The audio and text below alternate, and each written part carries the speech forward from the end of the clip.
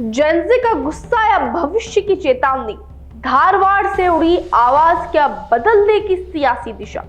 नमस्कार, मैं हूं अंचल सोनी और आप देख रहे हैं राजीव टाइम्स। दरअसल कर्नाटक के धारवाड़ में हाल ही में जो कुछ हुआ वो सिर्फ एक छात्र प्रदर्शन नहीं था, वो एक संकेत था। संकेत इस बात का कि देश का युवा अब सिर्फ डिग्रियों से नहीं, रोजगार की गारंटी से अपना भविष्य तोड़ रहा है। अखिल कर्नाटक विद्यार्थी संगठन के बैनर तले जब हजारों छात्र सिविल सेवा, पुलिस भर्ती और अन्य सरकारी नौकरियों की मांग लेकर सड़कों पर उतरे, तो न तो उनके हाथों में कोई राजनीतिक झंडा था, न ही मंच पर कोई नेता। सिर्फ एक सवाल था, सरकार कब नौकरी देगी।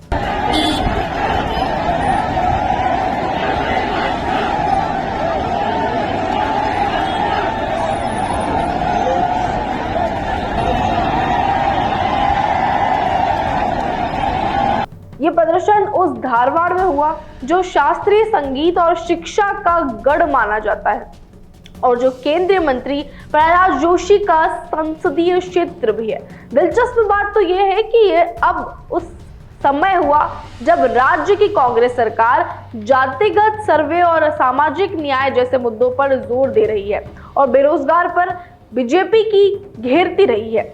लेकिन अब जब उसके अपने राज्य में नौकरी को लेकर हजारों युवा सड़कों पर उतर रहे हैं, तो सवाल उठना लाजमी है, क्या सिद्धारमैया सरकार अब खुद कटघरे में है। देखिए, इस विरोध को जेनजी प्रोटेस्ट कहा जा रहा है, यानी वो पीढ़ी जो तकनीक में तेज है, सवाल पूछना जानती है और जवाब पाने तक शांत नहीं बैठती।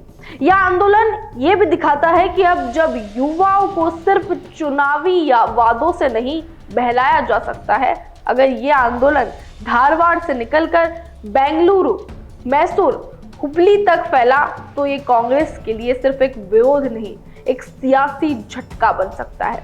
देखिए, अब सवाल ये है कि क्या सरकार इस चेतावनी को समय रहते समझेगी। क्या नौकरी मांगना अब सड़कों तक सीमित रहेगा या नीति निर्माण में बदलाव लाएगा।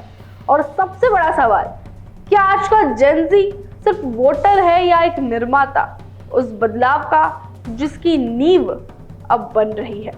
भविष्य पास है और युवा उसे अपने हाथों में लेना चाहते हैं।